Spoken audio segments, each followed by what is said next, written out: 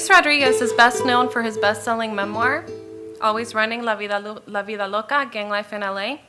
It's set in Los Angeles, in the neighborhoods where many of our own students have grown up. It reveals with very great detail the cost of living the gang life. I mention it not because it's his only book, he's published 10 nationally, but because a lot of you are probably here because of this book, because this book has touched your life. And you might be surprised, or maybe not, to know that it's on the top 100 most censored books in the US. I think that people might censor this book because it is so truthful, and the truth can be very hard to hear. But it's his willingness to be truthful that makes his writing so powerful and so important to so many people. I can't tell you all the awards that he's won or everything he's accomplished because I would take up the whole hour, but I'm going to mention a few. Okay. He's won the Poetry Center Book Award, a Penn Josephine Miles Literary Award, and this might be the coolest award ever, the Unsung Heroes of Compassion Award, presented by His Holiness the Dalai Lama. He started numerous important organizations, including Chicago's Guild Complex, one of the largest literary organizations in the Midwest, and Rockamole Productions, which produces music and art festivals, CDs, and films in Los Angeles.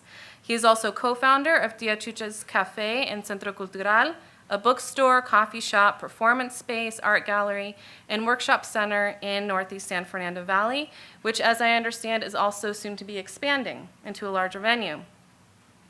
One of the things that struck me about Luis Rodriguez the first time I met him was what a natural teacher he is. And later, I realized that was probably because he's been at it for about 3 decades. He's taught in classrooms ranging from universities to prisons and homeless shelters. He's committed to helping all people, but especially young people, to find their ways and follow their passions to a healthy life. I am very proud to present to you tonight Luis J. Rodriguez.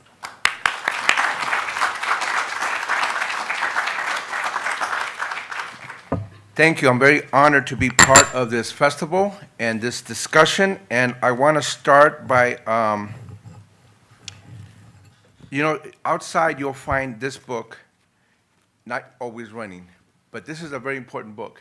And I would really recommend you get it for a lot of reasons. One, it's actually, it's kind of summarizing the work I've done with gang kids for over 30 years and troubled communities and disaffected communities. And I wanted to give something about what I learned in this work because it's very important work, it's very vital work, and not too many people are doing it. And so there's something to be said about trying to give people that experience back so that others can take up the mantle of working with disaffected communities and troubled youth and gang youth. I have the opinion that nobody should be written off, that everybody is worth saving and working with.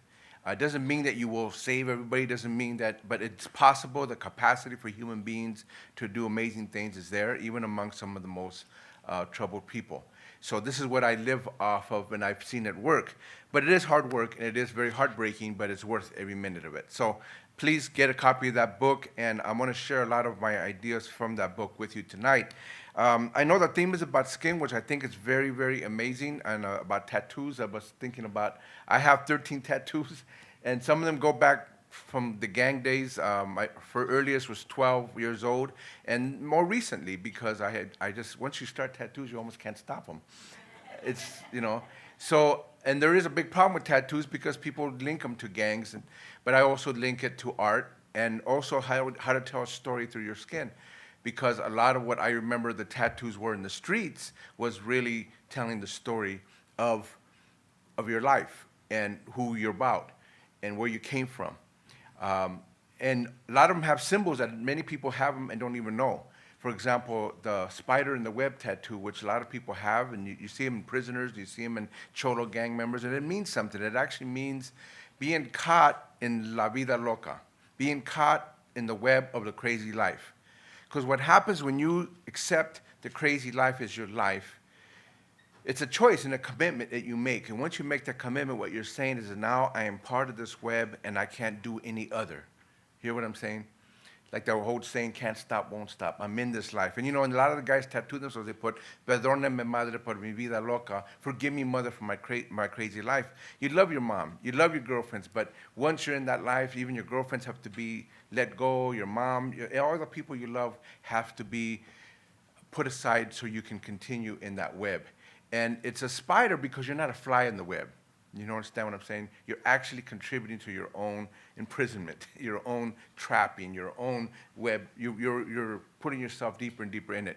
But even this old version of La Vida Loca, this is the old style. You know, the new modern style is the 3 dots. But this one is really carrying the cross of La Vida Loca, as Jesus would do, you know, carrying his cross. Well, this is the cross that we end up carrying. This is why we put it in here. So we use this symbologies from other places to keep and reinforcing in us that we're in this life and we can't do any other. It's a very interesting concept. It's very fatalistic, especially those who really buy into it. There's people that are on the periphery of this, but if you really buy into it, you can see why people tattoo themselves heavily, why they're willing to be seen in a certain way, why they see it as a lifelong thing. So I wanted to mention that because there are people in our communities, and they're not just Mexicans. You know, they're, of course, African Americans. There are even white, poor white kids. There are Asian kids, a number of kids who fall into this idea of, I am a poor gang youth in this community. I'm caught in a certain web that I can't let go, and I'm going to make something of that life. And what you want to make out of that life is you want to be the most respected, the most well-known, you know what I'm saying? You want to be recognized for certain kinds of activities within that life. And I know when I joined that part of the world, my attitude was I wanted to be the hardest, you know, cholo, gangbanger, homeboy that I could be, which wasn't everybody's wish. Like I said, a lot of people join gangs, they don't all want to do this, but I really wanted, I thought that was my life. My idea was that I would die in a blaze of glory. For the barrio, right? That was it. Everything was the barrio. And I was prepared to die. And unfortunately, or fortunately, I didn't die, actually. I say unfortunately because, you know, a lot of people did die that should not have died. A lot of people didn't make it, and some of it wasn't our choices. Some of us were prepared to die to the point that we were standing on the street corners, and as I say in the book, Always Running, we invited the bullets. We wanted to get hit, and it wasn't happening for some of us. I used to get shot at all the time. I got shot at least half a dozen times in my teens. And I wasn't getting hit, and it wasn't because I wasn't trying. You know, it's just that this wasn't my time. It wasn't the way it broke down. But people close to me were dying. Some people far better than me, hit once and gone. And it is kind of sad. Then I OD'd on drugs 3 times. I became a heroin addict, and again, I didn't care if I died, and it wasn't happening. People helped me. I got back, and I was like, what the heck do I have to do to die here? You know. And it wasn't happening. But I think that was the way it worked out for me. My life trajectory was that I was going to have to do something else in this world. But what do you do when you surround yourself in that web? What do you do when you don't think there's no options? My idea of working with kids in that web, in that skin, is to open their imagination. Because what happens when you're in that life, your imagination is completely closed. And again, it happens to all kinds of people. This is not just a Mexican thing. But I will speak from the viewpoint of the Mexican cholo gangbanger because I understand it. But you can tell what trauma and poverty and pain can do to people. You know what I'm saying? And you can tell how they start surrounding themselves with this web, and pretty soon that is their skin. And you can see it when you're heavily tattooed, that that's what people want to convey to the world. This is who I am. But the only way, your imagination is completely closed because imagination is actually an enemy to being in that hold. You know what I mean? Your only response is the most violent response. When somebody gave you a certain look, you had to respond a certain way. If somebody stepped on your toes and didn't apologize, you had to respond in a certain way. If somebody gave a rival gang, you know, hand sign, you had to respond in a certain way. So you were kind of just a trigger guy. You know what I mean? They say, you know, you get triggered and then you just respond. You're just responding to the world. There's no imagination there. You know what I'm saying? You're not having options. You completely cut off all options. So the work that I do with gang kids and the most troubled hardcore gang kids is I work with their imagination. I try to help them see that there is imaginative, viable alternatives to this, but you have to really work on it. One of the things that I would do in Chicago, for example, where I did a lot of work with gang kids, and most of them, they were Mexican, but a lot of them were Puerto Rican, African American, and a couple of the white gang kids. My main work with them was to take them out of their neighborhood. Now, people may not think that's a lot of youth work there, but it's a very important part. I would raise a lot of money just to get people out of the neighborhood, get them on trips, take them to other states, take them just, they only recognized themselves within 5 blocks of the neighborhood. That's all they knew. And because that's all they knew, their imagination didn't have no horizon. You know what I'm saying? Their horizon was very limited. So I thought if I took them to other neighborhoods, other places, open up their horizon and take them further and further, realize there's a bigger world out there and there's a bigger reality that they needed to be part of. And even just take them to the forest preserves outside Chicago, unlike LA, Chicago is very flat as far as the terrain, but there's first forest preserves, and a lot of these kids have never been there, just like there's kids in LA that's never been to the beach. That may be hard to imagine, but there's kids that don't ever go there. Well, the same with forest preserves, and I would take them, and they were really amazed to be in this forest preserve, to see animals. Some of them actually got very scared. They were tough kids in the streets, but once you put them in the forest, they were like, where's the bears? And they're going to eat me. And they were really scared, But they were also totally into the wonderment of nature. And that, to me, was part of our work. People question me on it. They say, how can that be youth work? It's a very important part because it helped me begin to get them to understand how to have an imagination for life. Now, I want to talk about skin also from the viewpoint about rootlessness and being rootless. I don't mean ruthless. I mean rootless, like having no roots, being uprooted. A lot of what I see with gang kids and particularly immigrant kids, I'm speaking particularly about immigrant kids, and they not just from Mexico, but of course El Salvador, Guatemala, Honduras, other countries, Belize. I work with some Hmong kids. In other words, kids who come from other countries and they're coming here. They do feel very taken away from their roots, their traditions, their values. And this is very hard to try to incorporate a whole new value system, especially when they can't reconcile themselves to the value system that is in this country. And I'll tell you what the big value system is in this country. The big one that I see is commercialism, capitalism, profit. You know what I'm talking about? The main thing that I get out of being in the United States, even though I am American, I grew up here, and there's a lot of great values in American society, but one of the big ones is trying to make it, right? Trying to get over on others. It's a very competitive attitude.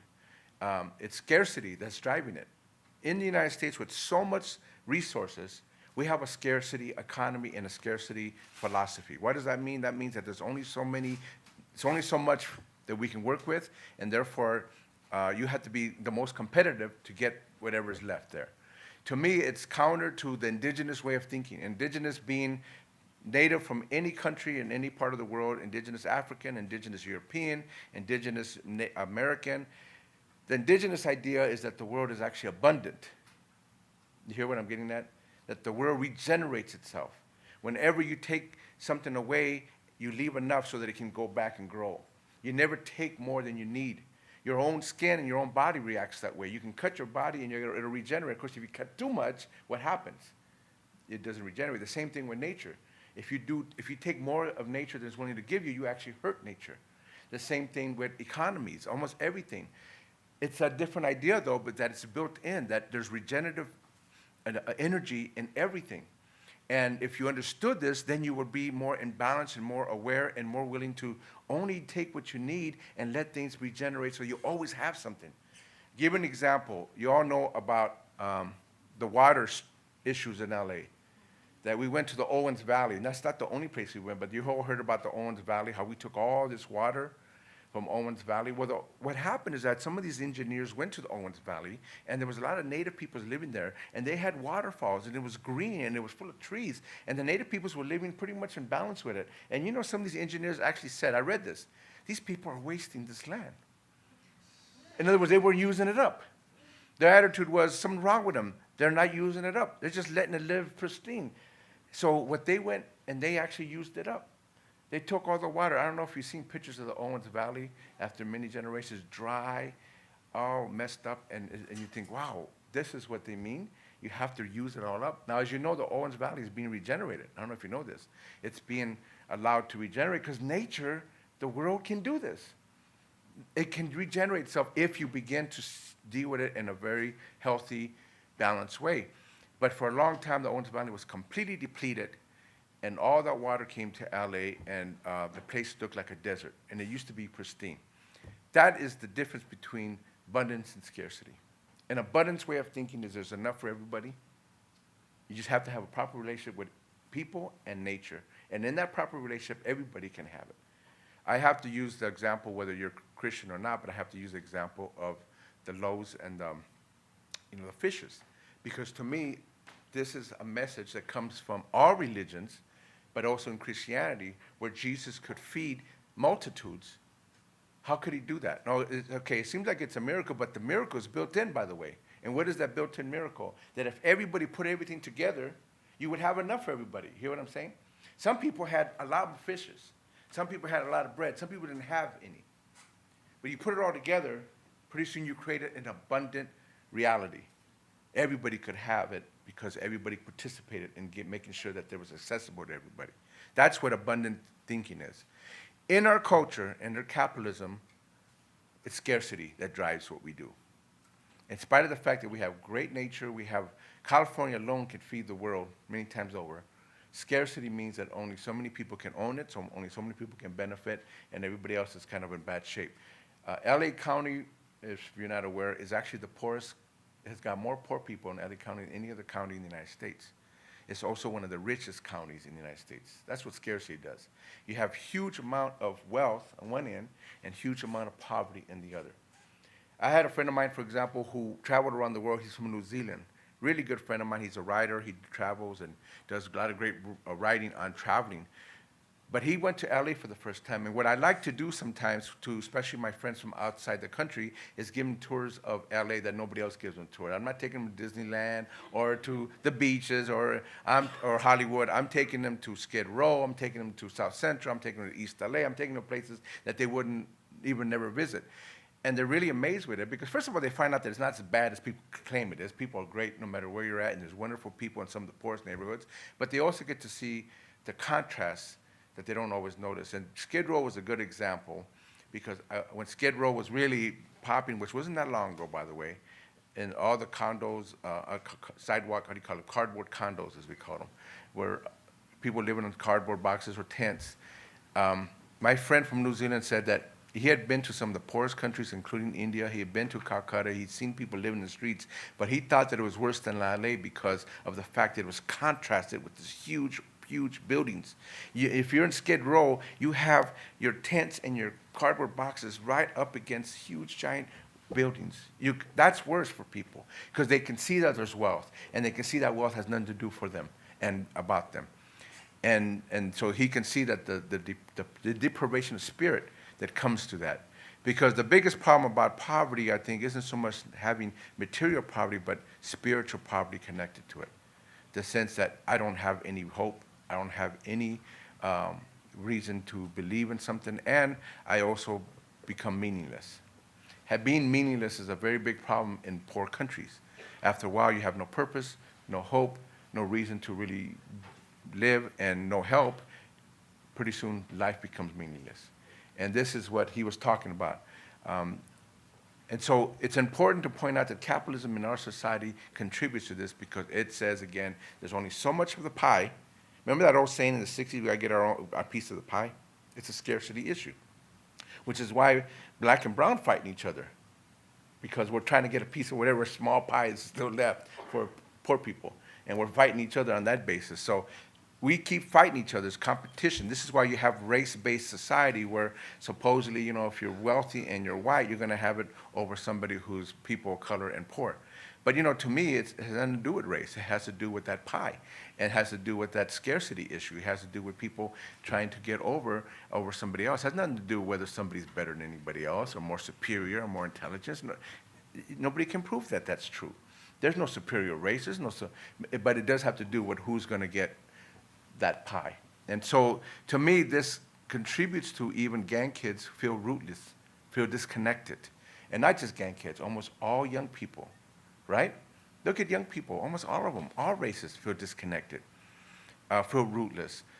The fact that you have a great amount of prisons, for example, in this country, the richest country, the freest country, and you have more prisons and a larger prison population than any other country in the world.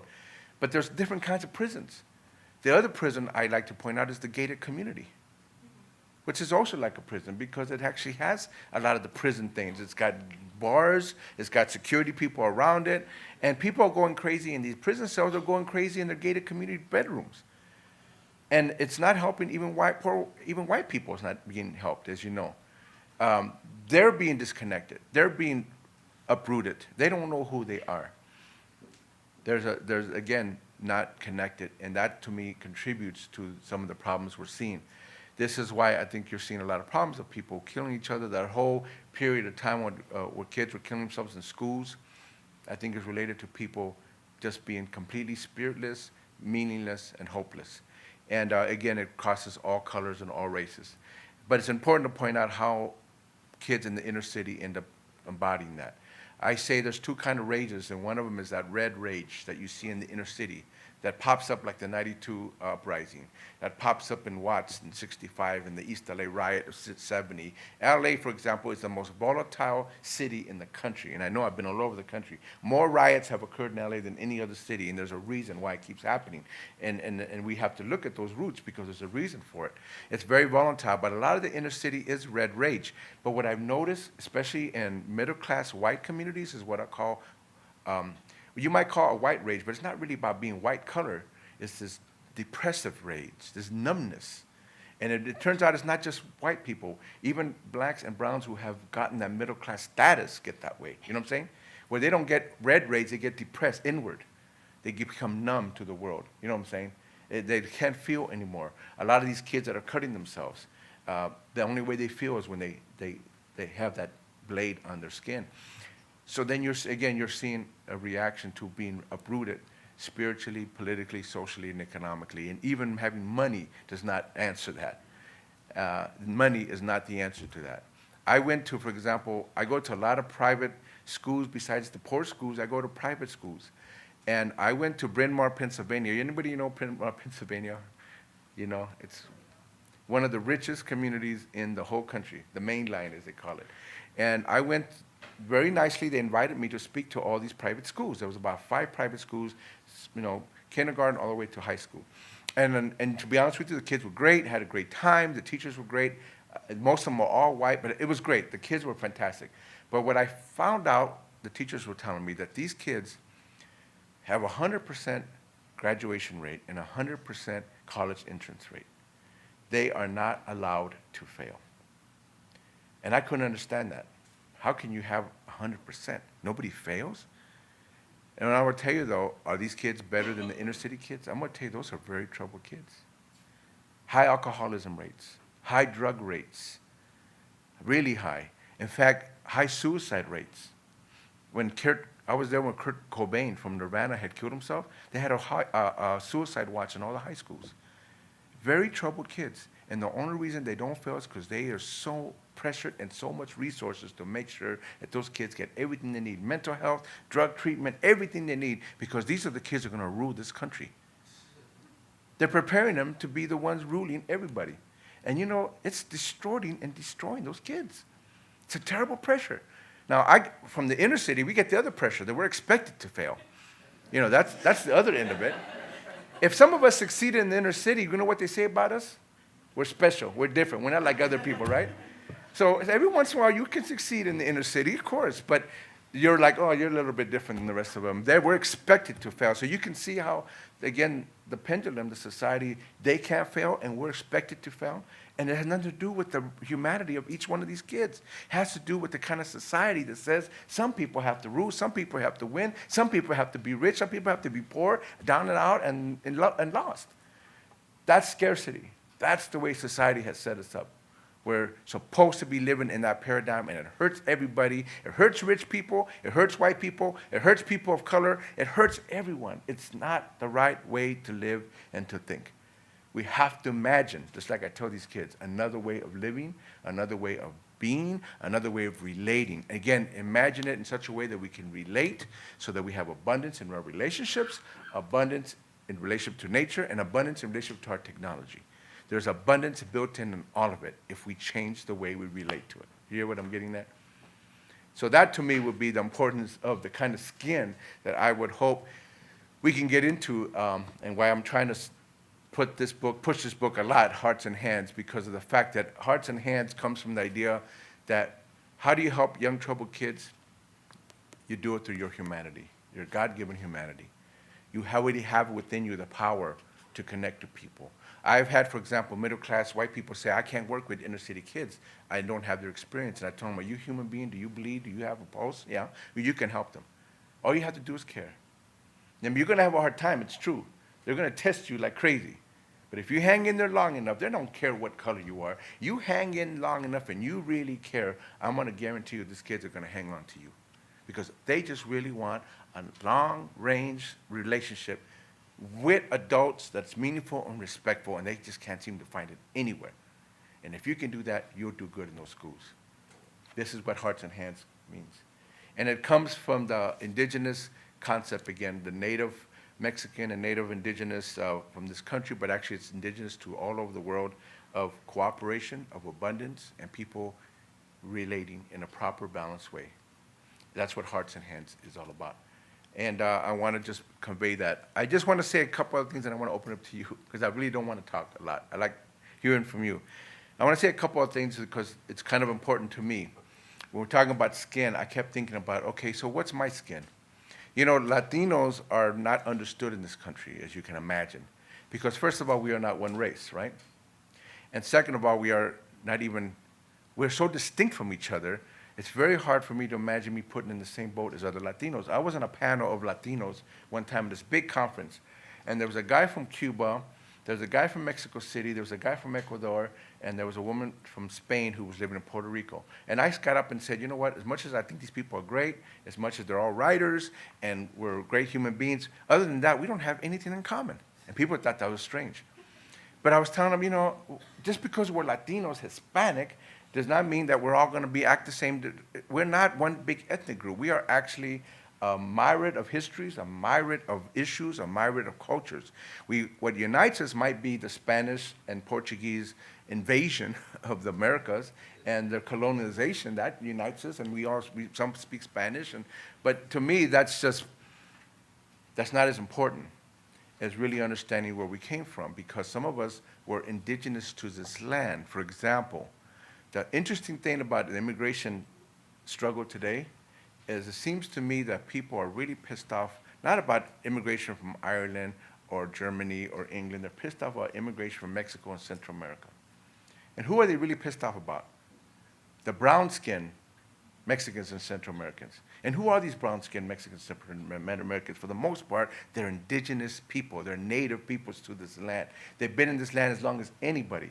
I don't know if you're aware, but there's more than 2 million Mayans from Guatemala and Mexico and other parts of Central America in the United States. 2 to 3 million is what somebody told me.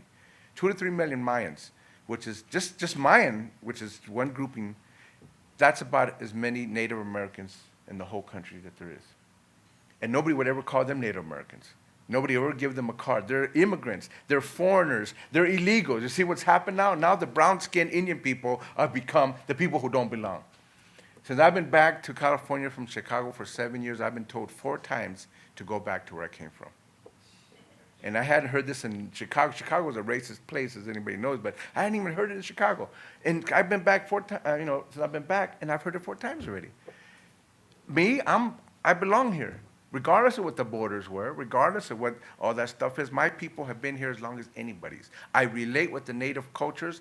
I do a lot of native ceremonies. I'm Native American and Native Mexican. My wife was adopted by the Navajo. We have a very good relationship with that. This is the way I relate.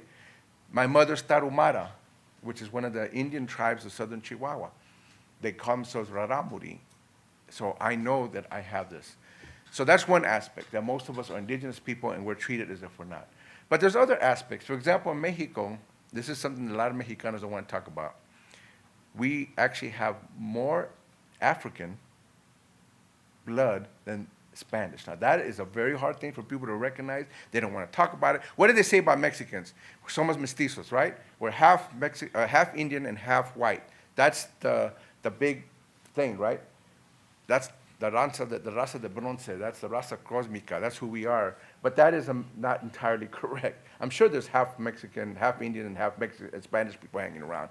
But there wasn't that many Spanish compared to the Indian people, and there wasn't that many Spanish compared to Africans.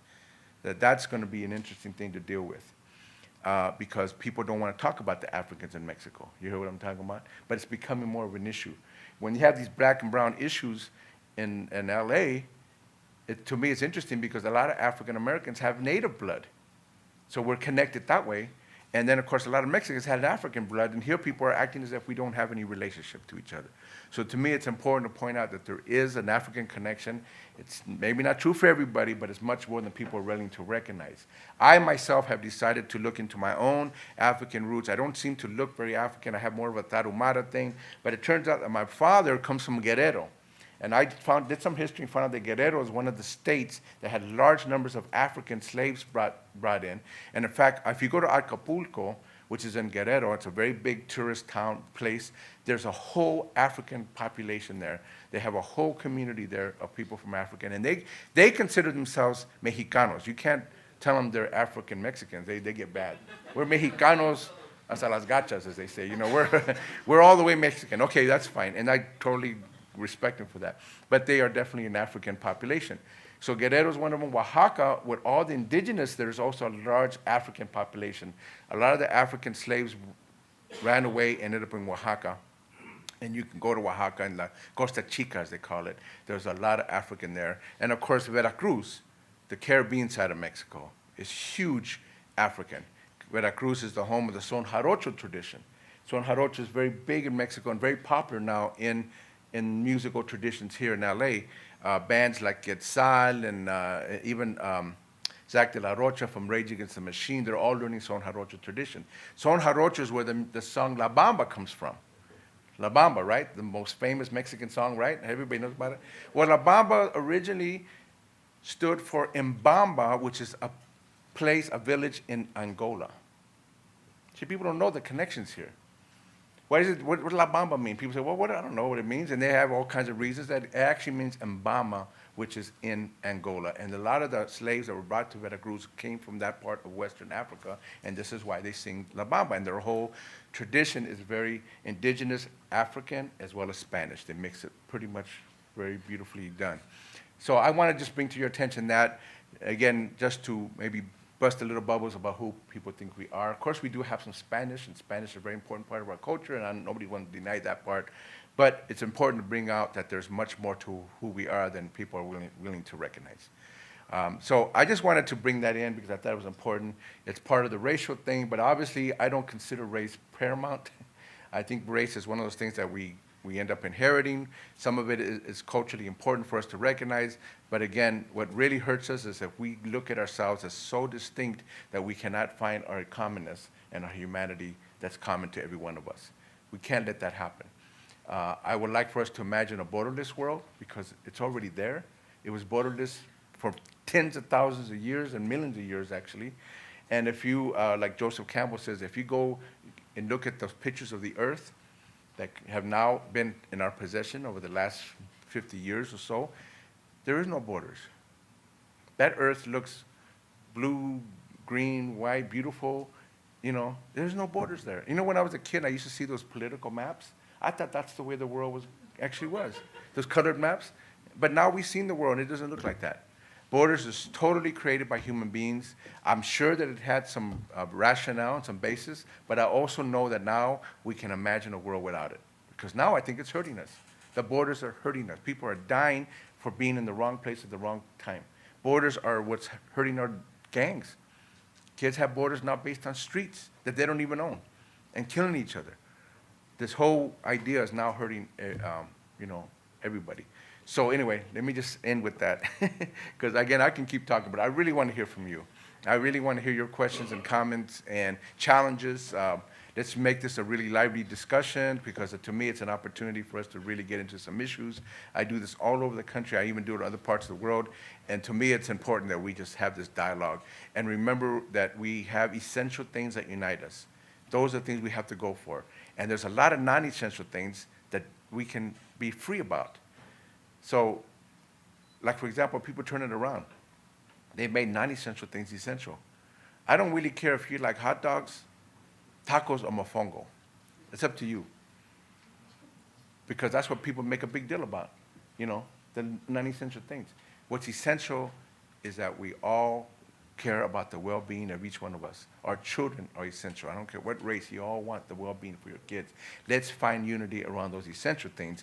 That's what community is, shared agreements. that we can all agree to, regardless of where you come from. We can agree everybody needs these essential things, and we can all fight for everybody's possibilities of getting these essential things, and then we can have liberty in how else we want to express it. So anyway, I want to open it up to you. Who wants to start? Yeah. If this sounds personal to us, what was the turning point to change or to break that web when it comes? Yeah, and I'm going to share with you the 5 things that I have figured out what it was, because I use these 5 things with other gang kids. I have helped people in prisons and other drug addicts, and I've used these 5 things. And these are the 5 things that I figured out in my life, and I want to share them with you because obviously they could help others. These are the 5 things I think help people get out of the web.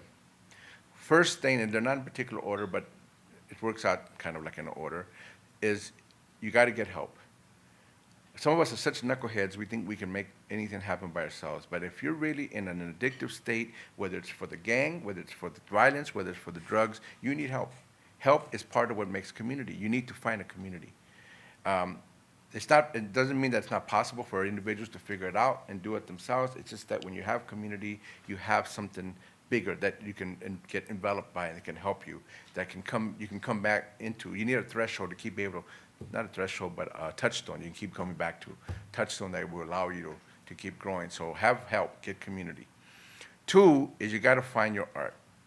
What I mean by that is every one of us has beautiful gifts that we were born with, beautiful talents and capacities. Nobody tells you this because everybody thinks they want you to conform in the same thing, right?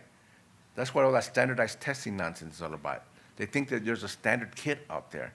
There's no such thing, and they want to standardize everything. To me, I can't stand it. Everybody has their own individual uniqueness that they have to express, and we have to find what it is. That has helped gang kids, because in many ways, the gang is another conformity. You know what I'm saying? You can't really be a real individual. You have to conform to the gang, and you give yourself to that, because there's a community there that you think is what you have to hang on to. So I tell people, find your particular unique art. And it could be anything, being a teacher, being a carpenter, being a musician, being a dancer, there's a lot of things. 3, find a cause. Because in my case, I got very active in the political civil rights struggles of the 60s. That helped a lot of gang kids, by the way. I read Malcolm X to Karl Marx, to all these people. They really helped me see that there's a world out there. I wanted to be active because I was so active in the gang that if I didn't have another intensity, I would not have gotten out of the intensity of the gang life. And to me, being politically active and being revolutionary, that to me was important. Now, of course, I matured about all that stuff, but still, I needed to have a very intense revolutionary life, and that's what helped me. And your cause could be different. Your cause could be all kinds of causes. It's just got to be something bigger than yourself, where you put your talents and skills towards, so it's bigger than yourself. Some people find it in their church. Some people find it just being a father. That's a good cause. Being a good father, that's great. In other words, give yourself to something else other than just who you are. The next one is having a spiritual life. Everybody has a spiritual part of us, and some of us get it completely crushed. Some people get it completely misused and abused. Spirituality is one of those things that gets misunderstood and gets abused, just like sexuality. Sexuality is natural to us, just like spirituality. But you know how weird sexuality can be, you know what I'm saying? Well, believe it or not, spirituality can be weird too. But I think it's important for people to recognize they have a spiritual part of their life. They need to find a thing that allows them to engage in it in a very healthy, strong, balanced way. And I found it through my indigenous roots. But I did not have a spiritual life for many, many years. When I let go of the heroin and all the drugs, I ended up drinking. I was a slow building up drinking, but I thought drinking was cool because everybody could drink. I wasn't a heroin addict. I thought, well, see, who's going to complain? But drinking eventually became such an important part of my life that it got to the point, just like heroin, where I couldn't think of anything else but going to the bar every night. And I did a lot of things. I was very functional, but I also loved going to those bars. And as you know, some of you already know, I've been clean now for 14 years. And part of it was me re-engaging with a spiritual life. I just needed to find something that could bring that out. So that's the 4th one. And the 5th one, and this was a hard one for me and for a lot of people, is learning how to own your life. Because what happens when you're traumatized through poverty, through pain, through war, through anything, you tend to turn your life over to other things. And I turned it over to the gang, and I turned it over to heroin, and eventually I turned it over to alcohol. I kept turning it over to other things, and I couldn't find and own my life. And when my own son, as you know, my own oldest son is serving 28 years in prison. When he joined the gang, I had to wake up to the fact that I contributed to his own suffering, his own pain, his own trauma, and I needed to step up to be his dad. And it was very difficult, and as you know, it didn't quite work out for him in the sense that he ended up having to do 28 years. But I realized after I got clean that he's still my son, and even though he's in prison, I still had to be his dad, and you know what, me and him are very close now. He's already done 11 years of his time. He has like 3 more years and he can get paroled. After 14 years, he can get his first parole date. And we have gotten very close. So eventually it did work out. Plus I have a beautiful daughter and I have 2 other boys, and I knew that I had to be there for them. And they're doing very well, my daughter and my boys. And a lot of it was because I decided that I would be in their life. So owning your life allows you to give to others. And this is important. So those are the 5 things that I think work for anybody. Again, it doesn't have to be a heavy-duty, hardcore gang member. Anybody could use these 5 things in their life if they could, get into those.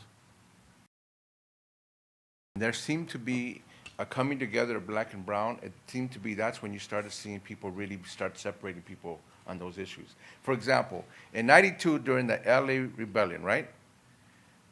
You had a multi-ethnic rebellion there eventually. It started off in the African-American community, picked up a lot of the Latino, Central American, and Mexican community, and then even picked up some Asians and whites. It was becoming something scary to this culture because it wasn't just blacks, it was a whole mess of people.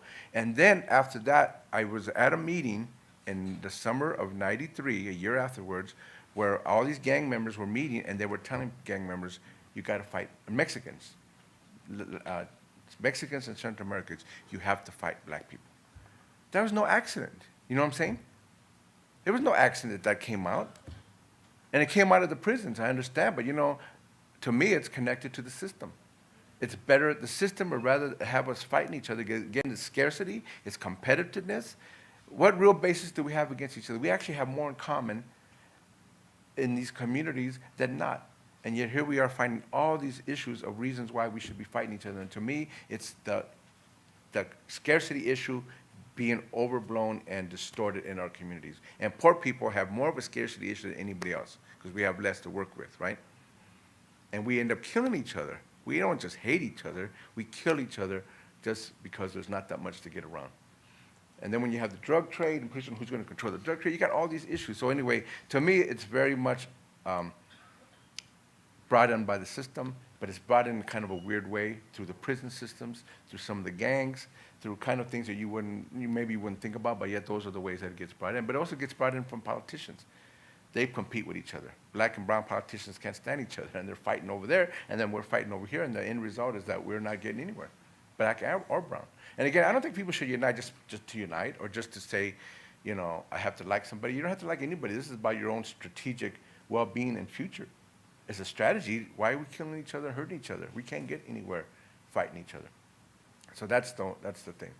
So hope that's helpful. But I do think that we have to challenge it when people start pitting black and brown, because it's like, well, that's the heart of any unity in LA, and that's the one that gets them hardest. We can't seem to unite around those issues. That knowing my culture and knowing where I came from, it helped me. It helped me tremendously because, again, I didn't know who I was. When I came from Mexico, I was 2 years old. I didn't know my roots. I didn't know and my family they wouldn't talk about the past. In fact, my mother used to tell us stories about tarumaras.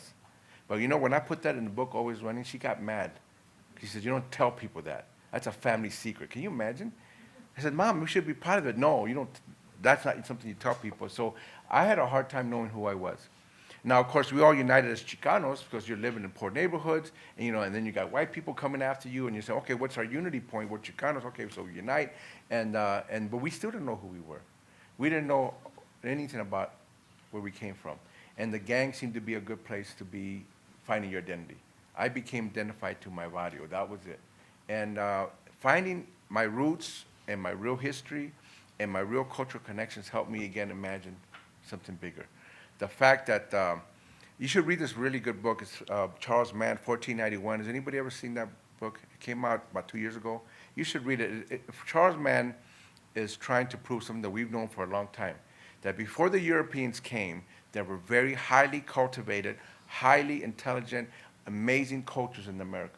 And not only that, there was a lot of people in the Americas. The myth is that there was hardly that many people, and therefore Europe should come and take it over because there wasn't that many, and that they were very low-level cultures. They were, in fact, some cases higher than in Europe, just so you know. Not a big deal, it's just the way it was. For example, there's 5 cultures that they think pretty much have their own roots that didn't interact with each other. And 2 of them happen to be in the Americas. So this says a lot about how amazing it is to know this. Again, not to say that we're better than anybody else. It's not about that. It's just to say that we have a very important, special place in this world. And as indigenous people, we should recognize it and we should know who we are. And then, of course, it's good to know that some of us might have some Spanish. Actually, the Spanish culture is beautiful, too. And it's good to know that some of us have African, you know what I mean, if that's the case. They're all wonderful cultures. So knowing who we are, I think, is a very important part of our ability to change, transform ourselves, something a little bit more imaginative, a little bit more unique, a little bit more connected. You know what I do when I speak to the juvenile halls and prisons and I go to these schools is I tell my story. I find that my story connects with their story. And I don't try to preach to them, and I don't try to tell them how bad they are. I don't try to have an anti-gang message because I want them to listen to me. If I come off anti-gang, I'm going to lose the audience I want to reach. And in fact, one time I was in El Paso, Texas, and a big newspaper said, anti-gang author comes to town. That was a terrible mistake. Terrible mistake. A lot of people didn't show up that I wanted to talk to. So I always tell people, don't make me an anti-gang guy. But I don't want these kids killing themselves. I don't want these kids getting caught in that web, you know what I'm saying? That web means that you can also accept the prison life. And that's, you accept it. You totally think this is what you should be doing your whole life. And you got all kinds of kids who are willing to live their whole life in prison, and they think that's great. Only when I've seen those guys 40, 50, 60 years old, and they regret it after that period. But by then, it's like, what are they going to do? I go to these prisons, and I remember one guy who came, I hadn't seen him in 30 years. He was a homeboy of mine. I went to San Quentin twice. And I went over there, and I saw him and hadn't seen him in so many years, and he came up to me, he had a copy of my book, and we talked, and this guy was heavily tattooed, forehead, tattoos everywhere, but he's an older guy, you know, and he didn't have anything to do in this world anymore. He had put his whole life behind the gang. He had no more influence on nobody. You know what he told me? He says, whatever you do, help the kids. And I think he recognized he couldn't help anybody anymore. He thought maybe, well, at least you made it. You did okay. Help the kids. Don't get them in here. He told me, we don't want any more of these kids in here. Now, I'm sure maybe he couldn't tell the kids that, but he wanted me to tell them. So I just try to tell my story. I don't try to act like I'm better than them or anything. It's just that I think that there's different ways. You get crossroads in your life. They're in the crossroads. And at a certain point, they got to make a decision to grow up.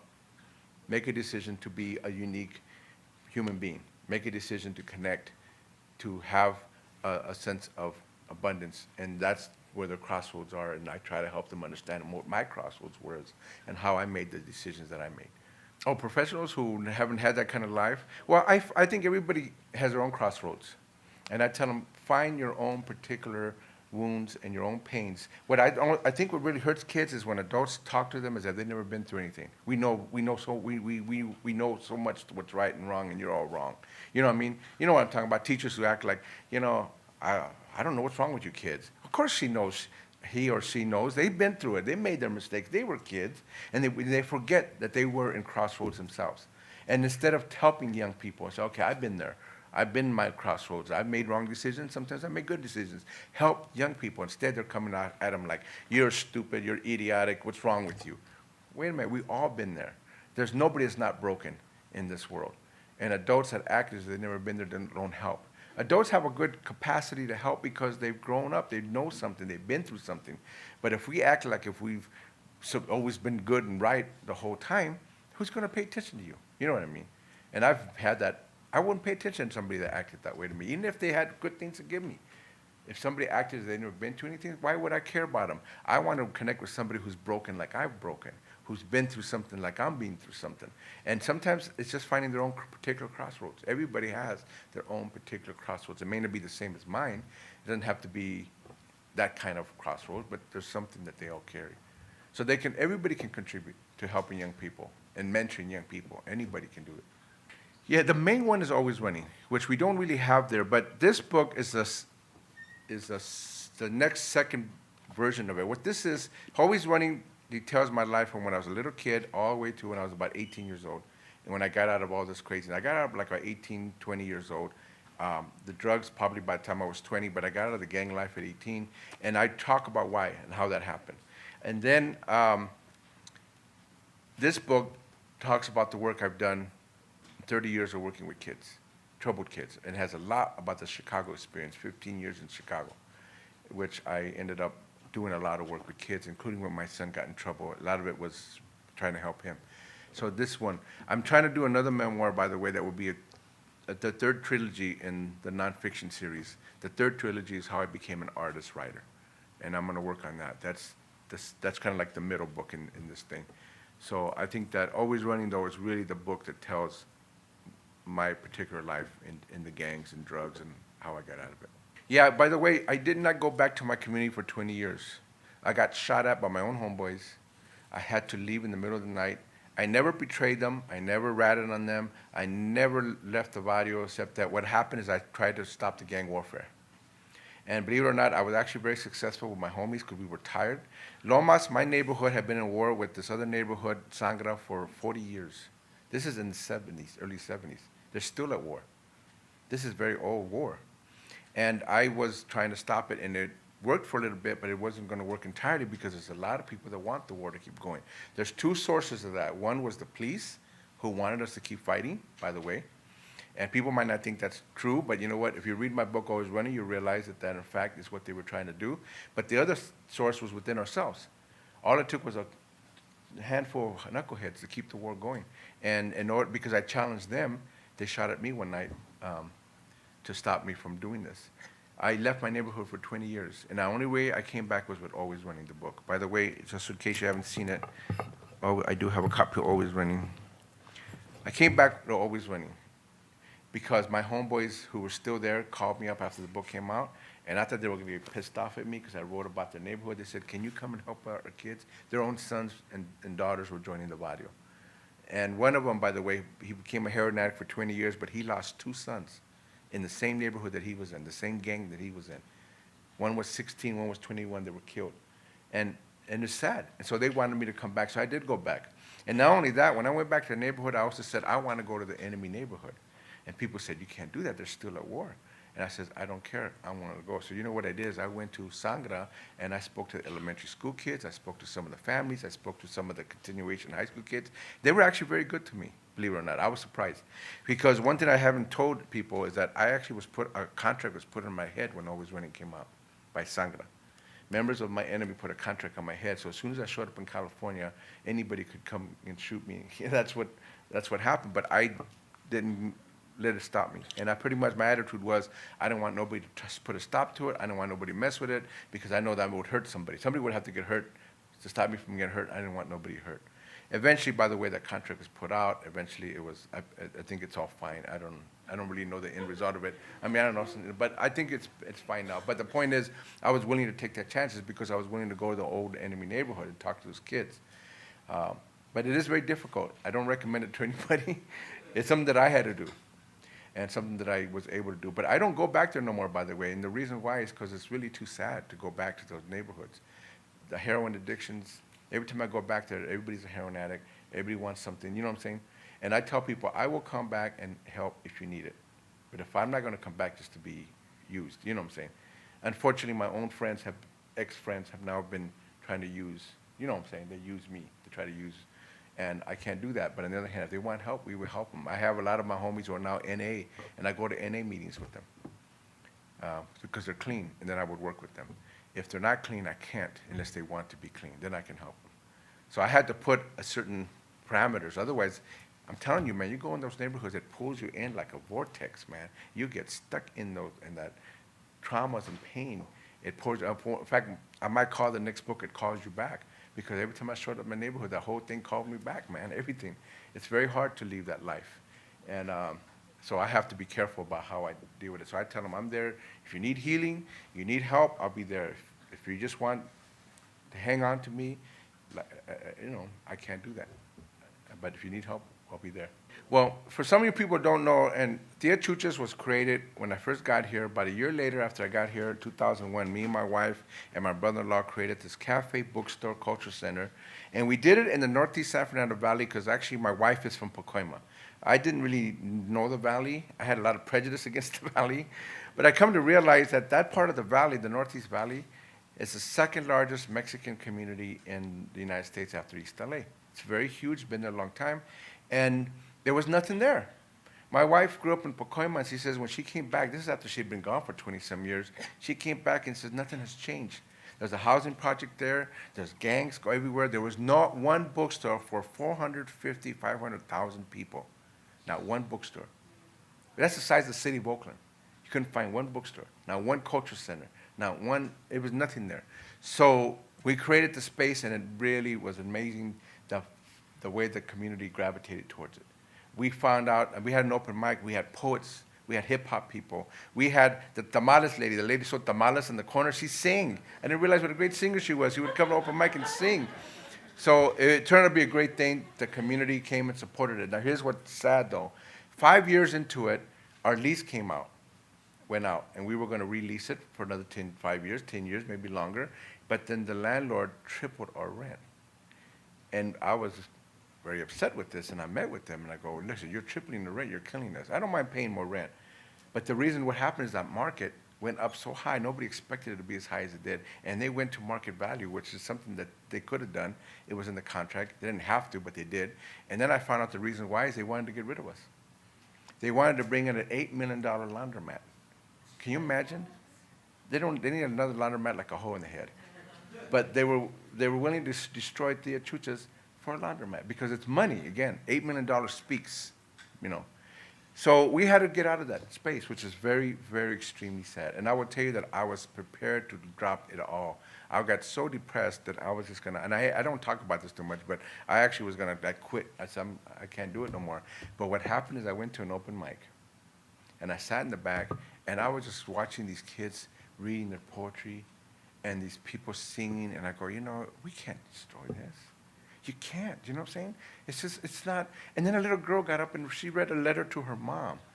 And then she said, thank you for listening to me. How could you? I couldn't.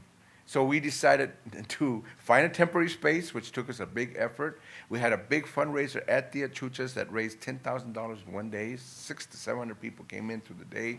And we got so much support. And as you know, we had a big, huge fundraiser at the Ford Amphitheater at the end of July. The place got packed, and it was just a wonderful expression of unity and community that we're going to keep going. And our plan now is to create a new Tia Chuchas. We have a temporary space which is small. We still sell books. We still have events. We still have an open mic. Our goal is to have a bigger space like we had before, maybe even bigger, and to really expand it and to make it a really permanent place. Either we own the building or some kind of way. Yeah, we are still at tiachucha.com. If you go to tiachucha.com, you'll get our address, our new events, everything's there. And we're going to keep doing it until we get to the new space. And right now, I'm in the process of meeting with people to have, you know, a new building. And we either might lease it for a long range, or we got developers interested in development, or own our own building, which is very difficult, by the way. Things are going crazy with buildings. I do want to say that we've expanded our board, and I want to mention that Ms. Tate is on our board. She's very graciously accepted our being on the board. So you have one of your own here, because we want to expand what we're doing, and we're going to bring in other members of the community. So it's just not going to be the Northeast Valley. By the way, I've been asked to build one in East LA because all my East LA friends are mad at me. I've been asked to go to Chicago and do one, and I'm not in Pasadena, and I would love to do it, but I can't do it until I consolidate that space. We got that place going, it's jumping, and you never know, we might want to expand it. But people really know the need for it. They love that. So I think there's a struggle here, like everywhere. I mean, there's a reason why it didn't exist in the Northeast Valley, because developers didn't want to do it, the politicians didn't support it, but the community coming together, uniting, fighting for it, organizing, you should have these things. And, you know, what's that? Yeah, Tiffany's, of course. One thing that happened with me, and I'll give you a funny story. I don't know if that's funny, but I really wanted to be a writer, but I had no idea how to write. I was not good at language because I fell in between two languages. And, but I really had this compelling thing to be a writer. I don't know why. It was one of those things that I realized had to do with destiny. I had it inside of me. And it turns out that my grandfather, who I never met before, was a writer in Mexico. And my mom never told me this because she didn't want me to know this. They didn't want me to be a writer because being a writer was like, you're never going to make it as a writer. You know, I was working in a steel mill, I was working in factories, I worked in construction. They loved that. But I wanted to be a writer, and people thought, oh, he's no good. He's totally lost. So what I ended up doing is I went to East LA College at night on my own to learn how to write. I took classes in creative writing, journalism, and speech. I wanted to get into language. I wanted to speak well. I couldn't speak well. I wanted to write well. I had to go to school at night. And you have here at Pasadena a very good campus here. And if you're into it, write to tell your story. We need more of our stories out there. We need more books. We need more people writing for movies and writing in TV. We just need more people, but you got to have the skills. And I had to get the skills because I was not good at it. All the writing in the world wasn't going to mean nothing if I could not get the skills to present it well. And I will tell you one story about Mr. Takagi, a Japanese-American guy who I went to journalism class with him at East LA College. And in East LA College, I took the night classes, which means there's a lot of working class people, and a lot of them don't last very long because they're working class. They got families and everything else. What happened is we had about 15 people in the first time I went to the class, which was great. But after 2-3 classes, they were all gone but me. And he had to drop the class. He says, I'm sorry, but I have to drop it. I can't do it. And I was so disappointed. And I'm sure he saw the disappointment. You know what he told me? He says, I'll tell you what, he goes, if you come back every week, I'll come back. Did you know that he gave me just a class just for me? And I know that he wasn't even getting paid. And I know he did it out of some place in him that I don't know where it came from. I went every week, and he was teaching me how to write. And not only that, the poor guy I know probably lived somewhere very far because he was very tired sometimes. And sometimes I'd be reading my essays, and he'd be falling asleep, you know. But he did that. He hanged in there for me, and I thought, what an amazing thing that people would do that. You know what I mean? And I don't know where Mr. Takagi is. I'm going to try to look for him. I'm sure he's retired, and this is 30-some years ago. But the reason I mention that is get the skills. If you can go to campus like Pasadena or go somewhere where you can get skills, get them. I read a lot of books, which I recommend for anybody writing. Read books and also write all the time. And then take a few classes of people who can help you with the syntax, grammar, and anything else you might need, spelling. But I think that's what I would encourage you to just really get the skills. Well, I would say that, you know, I started in South Central LA. And when I first went to school, in those days, they didn't have bilingual education. I spoke nothing but Spanish, and I remember the first time I went to school, the teachers were actually like, oh my God, what am I gonna do with this kid? So they put me in a corner building blocks for a whole year and a half, forgot all about me. I was pretty much forgotten. At 7 years old, I started to steal. And a lot of it, I try to remember, well, how can a 7-year-old, what is a 7-year-old thinking? I think it's just because I didn't have anything, and I could see the TVs, and I could see where people could have things, and everybody was advertising for things, but we could never own them. And some reason I got this idea that if I went to my lunchbox, went to a store and went to the toys, I could have them by stealing from them. And that's what I started to do. I started my street life very early on, and when I was about 9 years old, there was 11 of us in my family living in a one-room house. We ended up moving in the East LA area from South Central, and it was rough, a lot of yelling, a lot of upset people, you know. My parents were working hard, but it was too many people. My oldest sister was there, her husband, their 3 kids, my mom and dad, and us 4 kids, and we were always constantly fighting.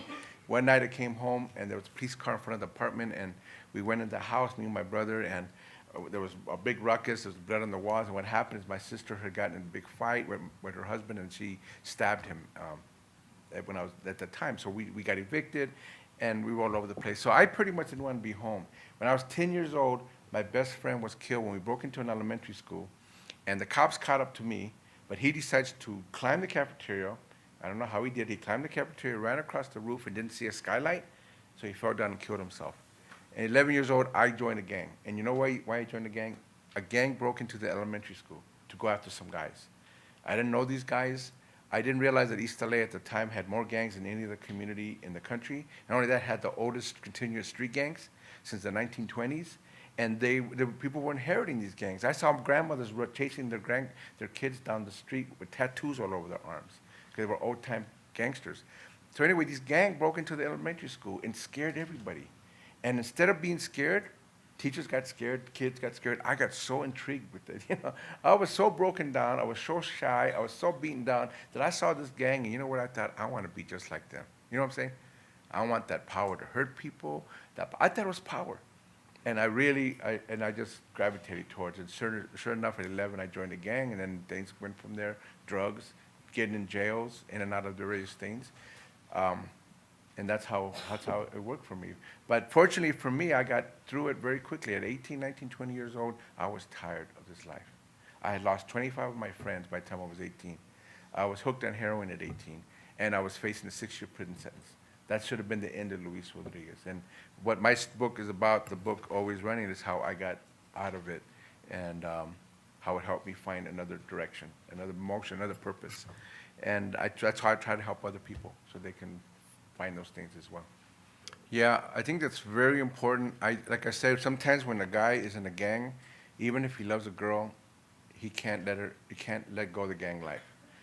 And this is sad, because I don't know if you remember the story about Viviana in the book. She was from the enemy gang. And at a certain point, she was trying to get me to stop seeing her because she knew I would be killed. Her own brothers were heavy duty in the gang. Her own brothers would have killed me. And the only way she could finally stop me was to break my heart, to make it out with another guy in front of me so I could finally get it in my head, don't get near her. You know what I'm saying? It was very sad that it was like a Romeo and Juliet story, that you couldn't even be in love, because if you walked the wrong neighborhood, you were now enemy, and therefore you could be killed. I think the thing is, if you care for somebody, stand by that person, even if they tell you to drop dead. Because, love and caring is eventually what's going to help them, if anything. And eventually enough people cared enough for me to say, I had to care for myself. I would just stand by them, even if they tell you to drop dead, even if they want anything to do with you. I have helped a lot of people who, I just stood by them, and eventually they came around. You know what I mean?